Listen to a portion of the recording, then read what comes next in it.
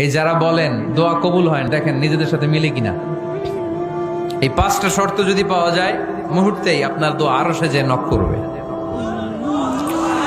1 number শর্ত আকলুল হালাল, হালাল খাওয়া। 2 নাম্বার শর্ত দোয়াটা করতে হবে একজনের কাছে, তিনি কে? চাইতে হবে একজনের কাছে, তিনি কে? 3 নাম্বার ইয়াকিন থাকতে হবে যে আমার দোয়াটা কবুল হচ্ছে। যখন দোয়া করবেন আপনার এই বিশ্বাস থাকতে হবে, আমার রব আমার ফরিয়াদ শুনছে, তিনি আমার কথা শুনতে পাচ্ছে, আমি চাওয়া মাত্রই তিনি সব দিয়ে দিতে পারে, এবং আমার রব আমাকে ফিরাবে না, তিনি দিবেনই। 4 নাম্বার শর্ত সালাতু আলা রাসূলিল্লাহ, আল্লাহর হাবিব সাল্লাল্লাহু আলাইহি ওয়াসাল্লামের উপর দুরূদ পড়া। 5 নাম্বার সর্বশেষ শর্ত হলো মুওয়াফাকাতুদ দুআ বিদ-দাওয়াব। শুধু দোয়ায় কাজ হয় না, দোয়ার সাথে মাঝে মাঝে দাওয়ারও দরকার আছে না নাই? দোয়াও লাগবে, দাওয়াও লাগবে, ঠিক কিনা?